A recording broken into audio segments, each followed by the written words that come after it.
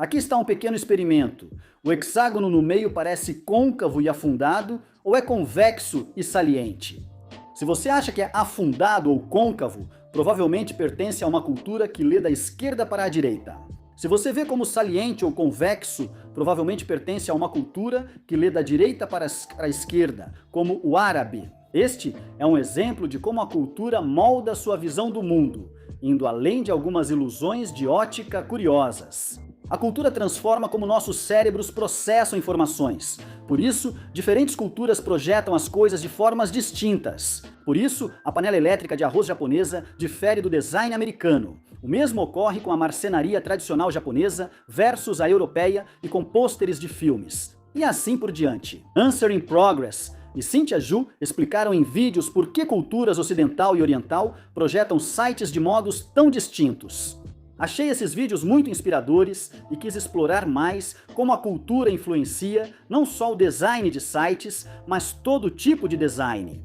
Eu aprendi que a filosofia religiosa, o idioma local, peculiaridades geográficas e até mesmo as leis locais podem ditar o rumo da cultura e da evolução do design. Um professor de Harvard escreveu um livro de 500 páginas defendendo que a cultura ocidental mudou totalmente após a igreja proibir o casamento entre primos há cerca de 1500 anos. Falarei mais sobre isso depois. Neste vídeo, você vai entender como a cultura influencia o design. Os objetos ao seu redor refletem essa cultura. Veja, por exemplo, este encaixe japonês. Note a complexidade desse encaixe. Por que não apenas pregar dois pedaços de madeira um no outro? Seria bem mais simples, não é? Pensando no contexto cultural, essas técnicas avançadas de marcenaria fazem muito sentido. No Japão tradicional, todo o artesanato e especialmente a marcenaria era quase como uma forma de prática espiritual. O sistema de crenças shintoísta japonês coloca uma ênfase espiritual na natureza, especialmente nas árvores. O uso de encaixes de madeira natural é uma extensão dessa filosofia, onde a própria madeira e suas qualidades naturais são respeitadas. É por isso que os carpinteiros tradicionais japoneses não simplesmente pregavam dois pedaços de madeira juntos. Outro tema comum no shintoísmo e budismo japoneses é a aceitação de que nada é permanente. Com o tempo, os encaixes de madeira apodrecem e precisam ser trocados ou consertados. Por isso, os tradicionais são feitos para desmontagem e remontagem. Isso se relaciona com a estética japonesa do wabi-sabi, que valoriza a beleza na imperfeição e no envelhecimento. Encaixes de madeira bem projetados envelhecem melhor e são mais fáceis de trocar. Porém, design e cultura também dependem da geografia e do clima. O Japão é propenso a terremotos, e construções de madeira com esse tipo de encaixe conseguem flexionar e dobrar melhor do que duas peças de madeira simplesmente pregadas uma na outra. Além disso, o Japão tem um clima úmido, e a madeira tende a expandir e contrair com as mudanças de umidade. A umidade pode penetrar pelo buraco do prego e ir mais fundo na madeira, fazendo-a apodrecer mais rápido. Como nação insular isolada, os carpinteiros japoneses nem sempre tinham acesso ao metal, que, quando disponível, era geralmente impuro e de baixa qualidade. Geografia, clima e disponibilidade de recursos desempenharam um papel fundamental em como esse sistema de encaixes foi desenvolvida. Fica ainda mais louco ao perceber que sua cultura pode influenciar como seu cérebro processa informações. Até o idioma que você fala pode mudar como você vê o mundo. Não é louco? Pessoas do Oriente e do Ocidente enxergam o mundo de formas bem diferentes. Quando menciono culturas ocidentais, refiro-me ao noroeste da Europa e os países que surgiram a partir dali. Já culturas orientais dizem respeito principalmente ao leste asiático. Psicólogos pediram a japoneses e americanos que analisassem uma cena subaquática e descrevessem o que viam em um estudo. Os americanos diziam: vi 3 peixes grandes à direita, brancos e verdes com nadadeiras rosas. Os participantes japoneses começavam pelo contexto. Eles diziam que parecia um lago, havia pedras, conchas e plantas no fundo, e então havia 3 peixes grandes à direita. A tecnologia de rastreamento ocular mostrou que americanos focavam no objeto principal, enquanto orientais captavam a impressão geral. Eles analisam o contexto antes dos pontos focais. O que você vê aqui tem ainda mais informação do que parece. Isso porque muitos idiomas do leste asiático usam caracteres compactos que permitem que mais informações caibam em menos espaço quando comparados com os idiomas ocidentais. Vamos continuar explorando elementos de design cultural. Diferenças no processamento visual entre Oriente e Ocidente surgem cedo. Veja este estudo que compara desenhos e colagens de crianças japonesas e canadenses. As crianças japonesas colocam muito mais detalhes em todo o quadro, mas as composições das crianças canadenses têm um foco mais central. Esse contraste aparece na arte tradicional do leste asiático, que foca menos e cria uma atmosfera geral, enquanto a ocidental tende a ter um ponto focal. Em outro experimento, crianças asiáticas e ocidentais receberam 3 itens: coelho, gato e cenoura. Quando pediram para agrupar, crianças americanas juntaram coelho e gato. Asiáticas agruparam coelho e cenoura, pois coelhos comem cenouras. Então, qual é a questão? Se os participantes unem o coelho ao gato, provavelmente usam raciocínio analítico por regras, agrupando-os como animais. Mas se eles juntam o coelho com a cenoura, isso revela uma forma de pensar mais holística, enfatizando a relação funcional entre coelhos e cenouras. Mais uma vez, coelhos comem cenouras. Com mais de 3.000 participantes de 30 países, os resultados indicaram claramente que as populações ocidentais tendiam mais ao pensamento analítico, enquanto o resto do mundo, especialmente o leste asiático, demonstrou um raciocínio mais holístico. Pessoas criadas em sociedades com laços interpessoais intensos estão predispostas a pensar de forma holística, priorizando relacionamentos e contextos mais amplos. Isso se manifesta no design de maneiras muito interessantes. Quero dizer, basta olhar para esses designs populares de celulares japoneses do meio dos anos 2000, eles abrem, giram 90 graus e têm botões complexos, furos para pingentes e designs bem malucos e arredondados. E não é só o design físico, basta ver o design dos sites. As pessoas realmente navegam na internet nessa telinha, entupida de textos e informação, mais recheada que um peru no dia de ação de graças. Para a minha sensibilidade ocidental, é como ler um romance em um selo postal. Mas esses aparelhos venderam muito bem no mercado asiático, o que acho insano. Para comparar, esse foi um dos celulares mais vendidos para o mercado ocidental. Veja como todas as linhas mantêm o mesmo formato visual. Tudo está mais organizado e limpo. Apenas alguns anos depois do lançamento desses celulares, a Apple apareceu com talvez o design mais minimalista imaginável, roubando totalmente a cena no mercado ocidental. O iPhone só se popularizou no Japão quando passaram a oferecê-lo gratuitamente ao assinar um novo plano.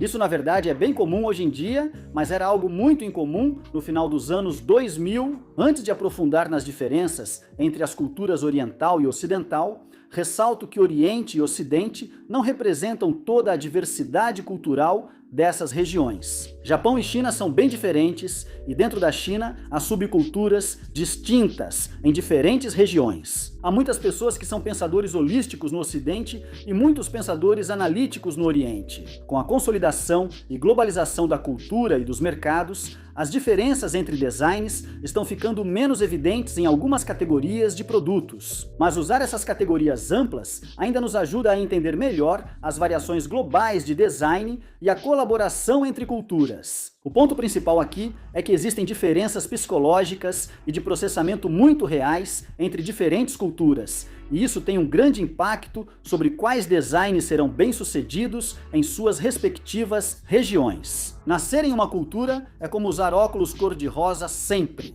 Você só percebe que vê tudo por um filtro cultural quando encontra alguém com óculos azuis, por exemplo, e essa pessoa tenta mostrar sua visão das coisas. De modo geral, os ocidentais pensam de forma linear. Para nós, tudo é uma série de relações causais, passo a passo, que podem ser divididas em partes cada vez menores. É mais ou menos como a linha que você vê aqui. Isso foi desenhado por Richard Nisbett, um professor de psicologia da Universidade de Michigan.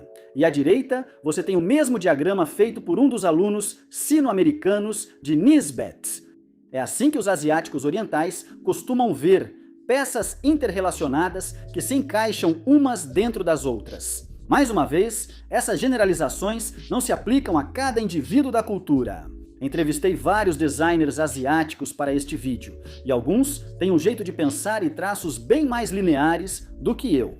Suas preferências e seu modo de pensar podem mudar ao longo do dia conforme o humor, mas, em geral, as diferenças entre o pensamento do Oriente e do Ocidente são marcantes. O pensamento e a cultura ocidentais são, na verdade, muito novos e altamente incomuns em comparação com outras culturas. Então, como o Ocidente ficou tão estranho? Há vários motivos, mas destaco alguns que aprendi com Richard Nisbett e Joseph Henrich. Lembra da analogia dos óculos cor-de-rosa? Bem, você usou esses óculos a vida toda, então agora coloque os óculos azuis. Dá até para fazer uma analogia ruim com Matrix. Tome a pílula vermelha. E eu te mostro até onde vai a toca do coelho. Tudo começou na Grécia Antiga. Os gregos tinham um impulso sistemático de categorizar o mundo ao redor deles e de secá-lo em partes isoladas e compreensíveis. Essa obsessão pela categorização não era apenas um exercício intelectual. Era um reflexo de como eles se viam como unidades singulares. O conceito de individualidade era tão grego quanto o azeite de oliva. Os gregos chegaram a se separar ousadamente da natureza. Na verdade, pode-se dizer que eles inventaram o conceito de natureza. Atualmente, vemos essa distinção como natural, mas no mundo antigo isso era inédito. Ao contrário das filosofias orientais, que viam os seres humanos e o mundo ao seu redor como harmoniosamente conectados, os gregos fizeram a separação entre o homem e a natureza. Alguns dizem que essa separação facilitou a investigação científica. O estudo científico e a lógica formal são basicamente sobre eliminar o contexto e chegar à estrutura básica de um argumento. Mais uma vez, pedaços isolados e digeríveis. Agora, o nosso mundo ocidental moderno ainda carrega o legado grego, não só na filosofia ou na ciência, mas até mesmo no design. Pense nas tendências minimalistas que reduzem os objetos ao essencial, deixando apenas a estrutura básica da forma, sem contexto ou informação. Você pode se perguntar, qual a relação da Grécia Antiga com o Ocidente? Conceitos do pensamento individualista grego foram adotados pelos romanos e depois por pensadores cristãos como Santo Agostinho, permitindo a difusão desses ideais pela Europa. Só para esclarecer, algumas civilizações asiáticas, como a China, estavam séculos à frente da Grécia em avanços tecnológicos. Eles só não se dedicavam à lógica formal e ao método científico da mesma forma que os gregos. Esse foi o primeiro fator que diferenciou a cultura ocidental do resto do mundo. Mas o impulso ocidental em direção ao pensamento individualista ficou ainda mais acentuado por uma coisa: proibir o casamento entre primos. Sei que parece uma piada ruim, mas prometo que a proibição da igreja a esse casamento é muito relevante para os princípios de design ocidentais. Se não confia em mim, confie em Joseph Henrich, professor de Harvard, que há décadas pesquisa como a cultura ocidental se tornou tão individualista. Li o livro de 500 páginas dele, então você não precisa. Vamos falar sobre o acidente que mudou a história. Vale notar que, em muitos lugares do mundo, casar com primos não é tão incomum. A maioria das sociedades se organizava em sistemas sólidos, baseados em laços de parentesco e casamentos estratégicos com parentes. Na Europa e na maior parte do mundo, riqueza e terras eram passadas de geração em geração por meio de herança. O casamento era essencial para fortalecer os laços sociais e direitos de herança. Quando um homem morria, sua viúva geralmente se casava com o irmão dele para manter a riqueza e os bens na família. É ridículo, mas algo aconteceu por volta da Idade Média que começou a desfazer esse tecido social tão coeso. A igreja proibiu o casamento até mesmo entre parentes distantes, e casar com familiares próximos passou a ter penalidades severas, incluindo a perda dos direitos de herança. Isso não foi um grande plano para derrubar sociedades baseadas em laços de parentesco, mas sim uma consequência não intencional. E assim, observamos uma das mudanças mais fascinantes na evolução da sociedade. Com laços familiares mais fracos, surgiram vínculos individuais mais fortes. Lealdades, antes voltadas à família e parentesco, passaram a ser direcionadas à igreja e depois às cidades autônomas, universidades e guildas. É como se a atração gravitacional social tivesse mudado fundamentalmente e, de repente, vemos o surgimento do individualismo. Você passou a ter mais voz sobre quem queria ser como indivíduo e com quem queria se associar. E tudo isso porque a igreja não queria que você beijasse sua prima. Poxa vida! Bem, acho que não deveria dizer poxa vida. Às vezes, as forças mais transformadoras da história acontecem completamente por acidente. Se você gostou de ouvir essa história tanto quanto eu gostei de contá-la, inscreva-se no canal. Mas enfim, vamos voltar ao vídeo. A maioria das culturas adotou o modelo ocidental de casamento bem depois. A China só proibiu o casamento entre primos de primeiro grau em 1980. Eu sei que isso provavelmente parece loucura, mas se você olhar os dados por si mesmo, é difícil negar. Não posso entrar em mais detalhes, senão este vídeo vira sobre casamento entre primos, não sobre como a cultura afeta o design. Já passamos pelos dois primeiros filtros do individualismo, o pensamento da Grécia Antiga e a proibição do casamento entre primos. Mas o pensamento ocidental se tornou ainda mais individualista com o início do protestantismo. A reforma protestante do século XVI foi um momento marcante na história que colocou o selo final no individualismo e no pensamento analítico do Ocidente. Martinho Lutero era um padre cansado dos abusos de poder da Igreja. Ele queria que o cristianismo fosse mais um relacionamento pessoal com o divino e não mediado por uma instituição que considerava corrupta. O que tornava o protestantismo tão incomum era que a espiritualidade se transformava em uma jornada intensamente pessoal, uma linha direta entre o indivíduo e o divino. O protestantismo defendia que todos lessem a Bíblia por conta própria, pois a verdade estava nas Escrituras, não em instituições possivelmente corruptas. Só é possível entender as Escrituras sabendo ler, o que impulsionou o aumento da alfabetização na Europa e depois no mundo.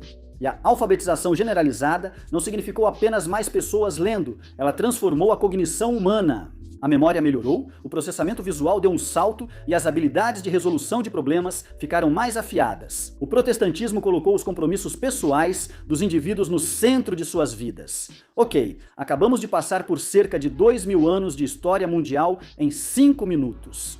Aqui está o ponto.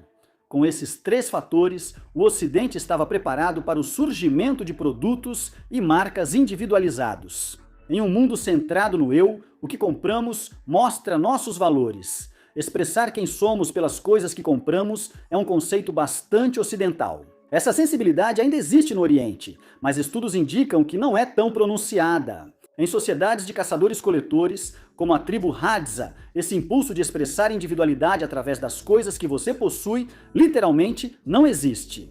Nessas culturas, o conceito de propriedade quase não existe.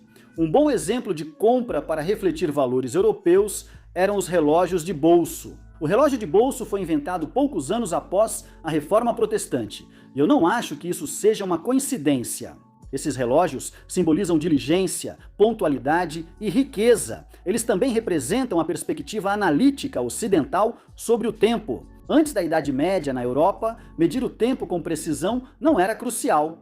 O relógio representa a transição para maior eficiência analítica. Essa mentalidade persiste hoje, com relógios de pulso de alto padrão custando dezenas ou até centenas de milhares de dólares. Agora, já discutimos o individualismo ocidental, mas e o Oriente? Qual a origem das sensibilidades de design deles?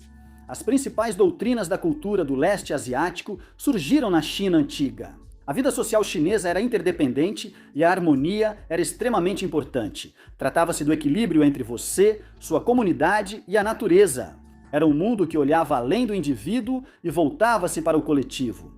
O principal sistema moral da China antiga era o confucionismo. Ele era menos focado em metafísica ou religião e mais voltado para a ética prática e o bom senso. Muitos ideais confucionistas eram focados nas obrigações com outras pessoas da sua comunidade. Tratava-se de evitar atritos familiares na aldeia e, por fim, alinhar-se aos desígnios mais elevados do imperador. Todos sabiam seus papéis, suas responsabilidades mútuas e onde se encaixavam no sistema maior. O mundo era complexo, eventos se interligavam e as pessoas estavam conectadas não como partes separadas, mas como fios de uma rede. Isso contrastava fortemente com a ideia grega de que tudo era simples e conhecível. A filosofia na China era menos sobre encontrar a verdade e mais sobre ação prática. Para esclarecer, harmonia social não é o mesmo que conformidade. Os ideais confucionistas incentivavam o destaque pessoal, mas de forma harmoniosa, sem arrogância ou exibicionismo. Nas culturas orientais, a ressonância é um tema central. ao tocar uma corda de um instrumento, todas as outras vibram também. Homem, céu e terra criam ressonância entre si. Se o imperador faz algo errado, isso desequilibra o universo. Tudo dependia do contexto. E nessa sociedade fascinante, sua vida, seus pensamentos e suas ações nunca são apenas seus. Eles fazem parte de uma realidade interconectada. Não se trata de liberdade individual. Trata-se de harmonia coletiva. Até mesmo forças opostas alcançavam um equilíbrio ou uma harmonia. A melhor representação visual desse ideal, que quase todos já viram, é o símbolo do Yin Yang, também chamado de Taiji Tu.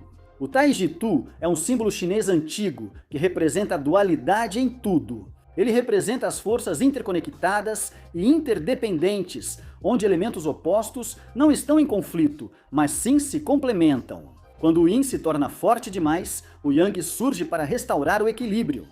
Perceba os pontos. Em todo Yin há uma semente de Yang e vice-versa. Isso é uma referência filosófica aos antigos chineses. O conceito chinês de que toda força ou coisa contém um lampejo do seu oposto. A luz é definida pela escuridão. O prazer é moldado pela dor. Esses pontos representam o equilíbrio dinâmico. Nenhum elemento realmente domina por completo. O Taiji Tu segue como símbolo eterno de equilíbrio e harmonia nos sistemas naturais. Esse equilíbrio se manifesta de várias formas em toda a cultura oriental, mas talvez de maneira mais explícita na prática do Feng Shui.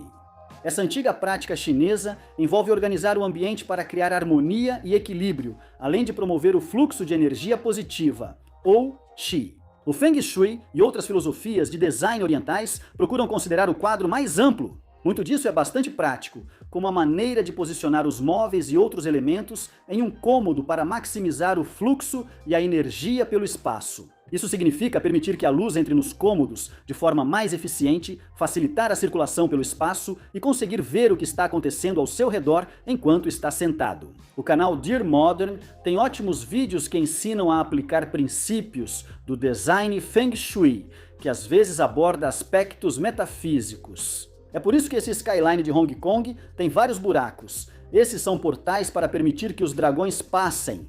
Coisa bem maluca! Mas essa abordagem holística não é exclusiva da China.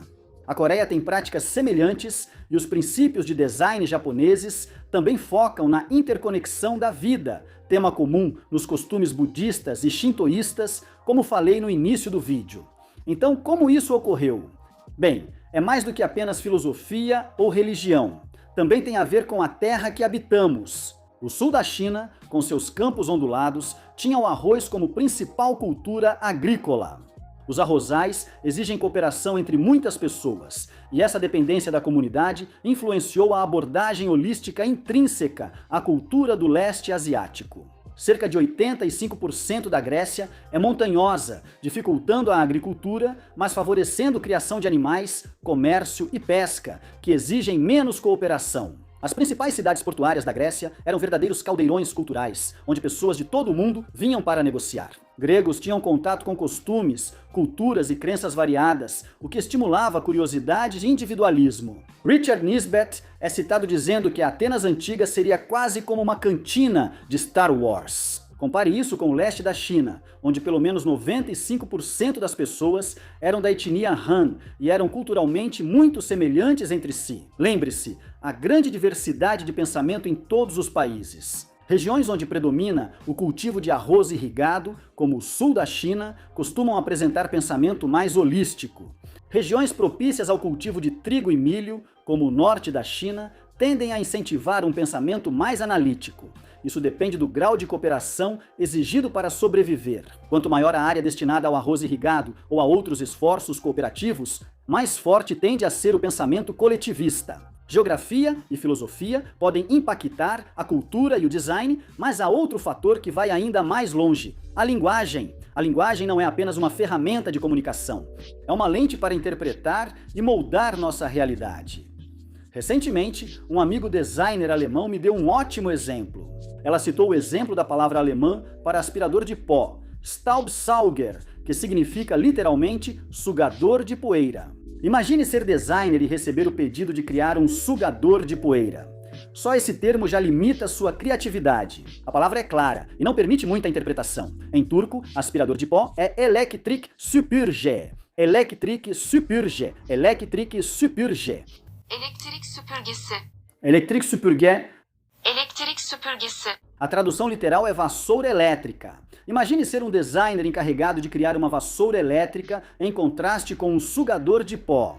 Palavras diferentes já plantam sementes para dois produtos bem distintos. O conceito que descrevo é a hipótese de Sapir-Whorf. Essa teoria sugere que o idioma pode influenciar sua visão de mundo. Embora o impacto ainda seja debatido, é interessante pensar que as palavras que usamos moldam nossa visão de mundo. Uma coisa que posso dizer com certeza é que a forma como você formula um problema pode mudar completamente a maneira como você projeta as coisas. E se eu jogasse fora o manual de regras e simplesmente dissesse, projete uma maneira de limpar a sujeira do carpete? Assim, as portas se abrem. Você não está mais limitado a um eletrodoméstico. Pode ser que agora você esteja considerando outras soluções, como um serviço de limpeza e não necessariamente um produto. Donald Trump aqui, ninguém aspira igual a mim, então apresento o iSuck, nova tecnologia de limpeza automatizada. Ferramenta comum do Design Thinking mostra como mudar uma frase pode alterar totalmente o escopo de um problema. Mas será que os sons das palavras que usamos também podem impactar nossas decisões de design? Bem, não há provas disso, mas não consigo deixar de acreditar que sim. Quero dizer, considere a palavra butterfly em inglês. Em francês é papillon, ou em italiano é farfala. E então tem o alemão Schmetterling.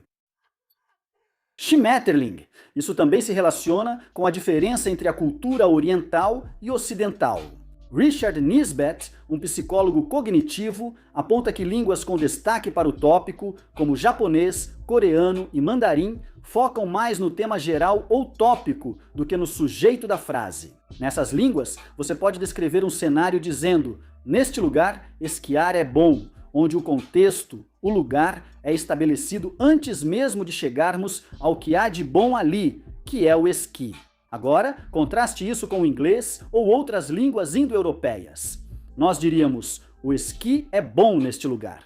Você coloca o sujeito em destaque e depois o contexto vem em seguida. Lembra dos testes em que pediam para descrever cenas com peixes? Os participantes americanos focaram diretamente nos próprios peixes, às vezes mal mencionando o contexto ao redor.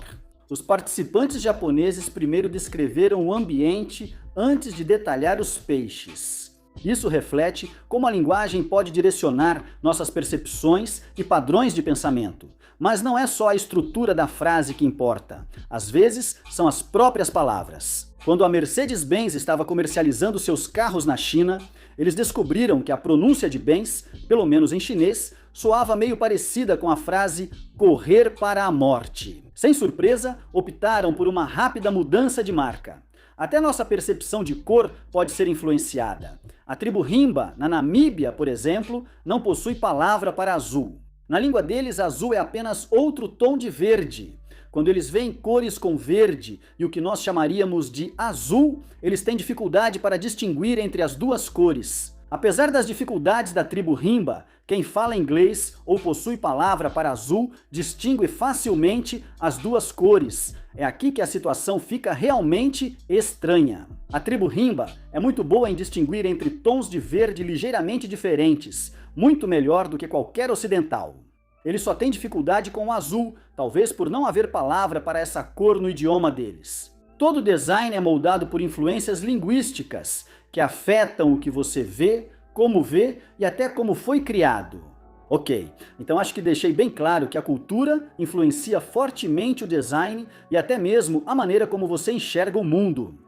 Mas um dos aspectos mais importantes do design é o processo. O processo determina o resultado tanto quanto qualquer outra coisa. É como fazer uma receita. Você pode ter exatamente os mesmos ingredientes, mas se fritar um hambúrguer na frigideira e ferver outro hambúrguer idêntico, vai acabar com resultados bem diferentes. Isso é um hambúrguer que estou esquentando. Nossa, o processo dita o resultado tanto quanto qualquer outra coisa. E por favor, nunca ferva um hambúrguer. Vamos falar sobre os processos de design ocidentais. Como você sabe, o pensamento ocidental foi muito influenciado por filósofos gregos como Aristóteles. Aristóteles detestava a contradição, assim como a maioria dos ocidentais, que se sentem desconfortáveis com isso. Basta ver a lei da não contradição dele. Note as palavras usadas. Não é só uma diretriz, é lei. Na cultura ocidental, a busca por clareza e singularidade está em tudo, de gestão a design.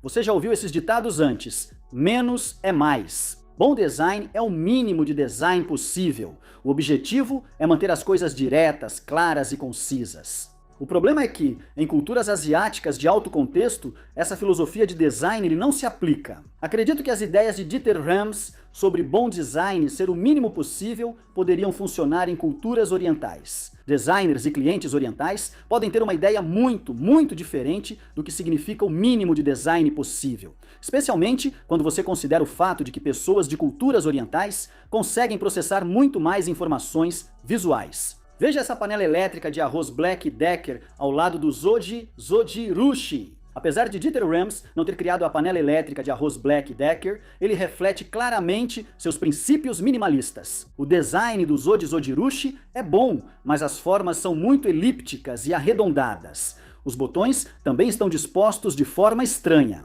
Isso não faz sentido para a sensibilidade ocidental.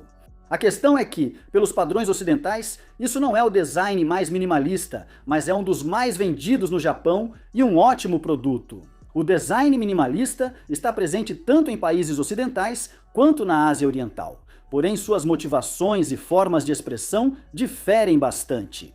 O minimalismo japonês tem suas raízes em filosofias como wabi-sabi e ma, que valorizam a beleza da imperfeição e a importância do espaço negativo.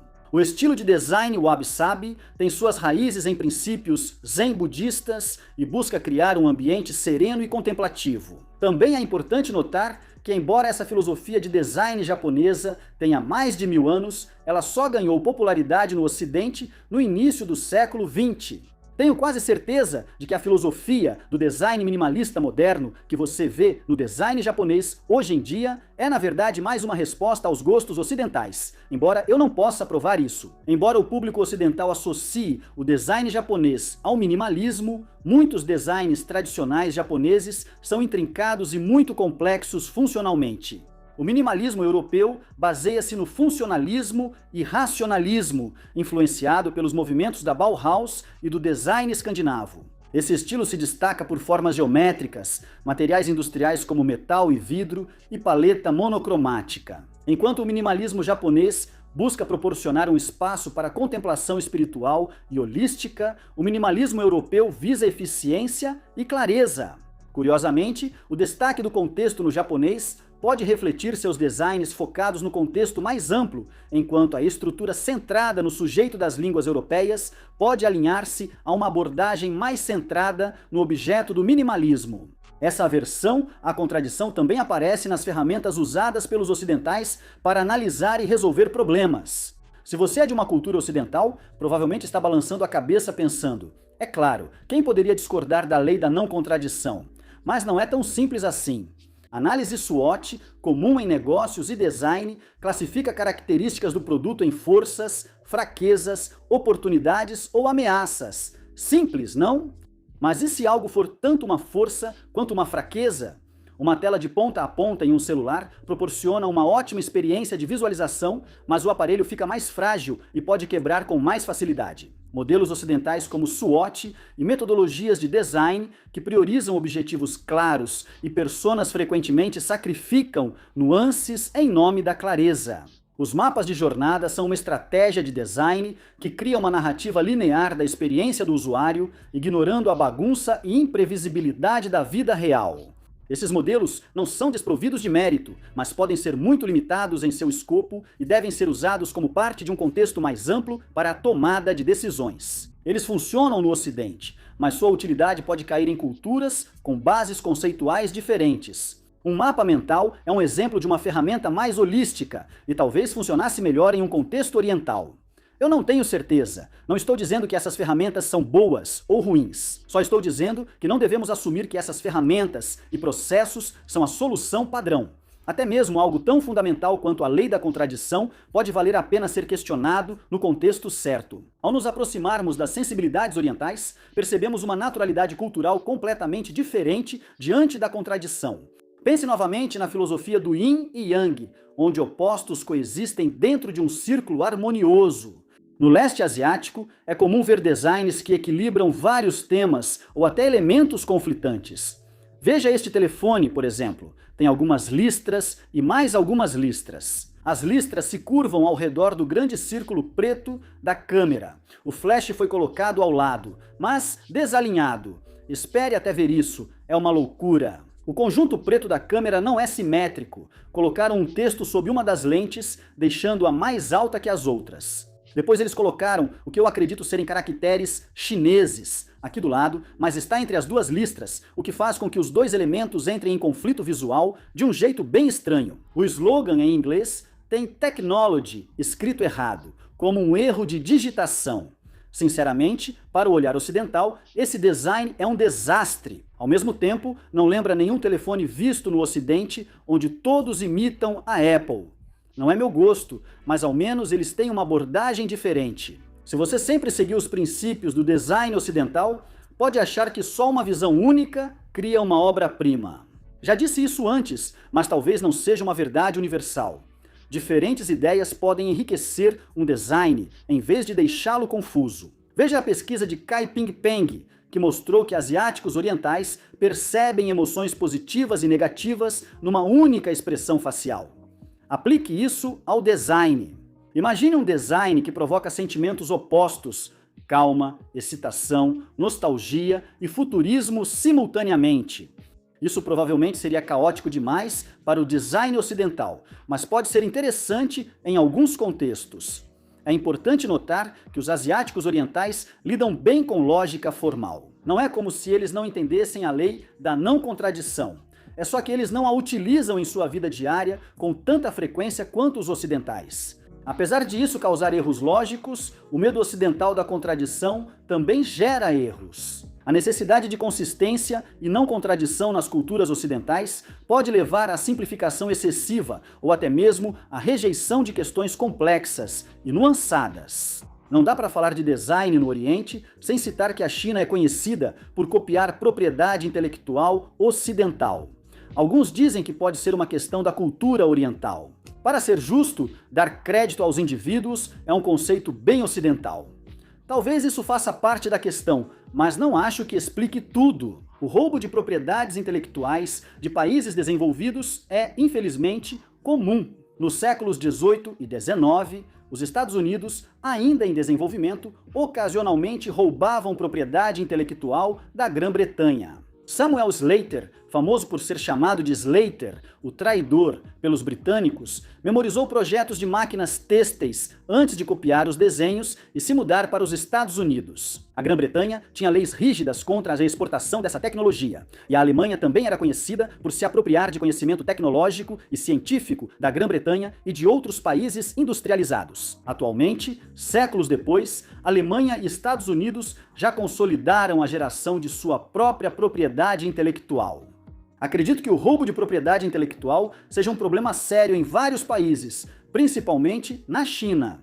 O principal que destaco é que muitos atribuem isso ao leste asiático, mas na verdade se trata de países em desenvolvimento.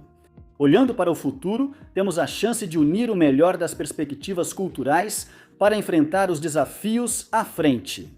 Não é fácil, isso significa superar nossas crenças e valores mais enraizados, mas definitivamente vale a pena. Ao mudarmos nossas abordagens, questionarmos entendimentos e ouvirmos experiências alheias, criamos um mundo mais unido, com conhecimento compartilhado e potencial ilimitado. Juntos, vamos construir um mundo que seja interconectado, esclarecido e mais forte do que nunca, e isso começa entendendo uns aos outros. Espero que tenha aprendido assistindo ao vídeo, assim como aprendi fazendo. Sempre que lanço um desses, fico completamente exausto. Resumir esses conceitos tão complexos e multifacetados é mentalmente desgastante, então agradeço o seu apoio. Sem pressão, tenha um ótimo dia e espero que tenha aprendido algo.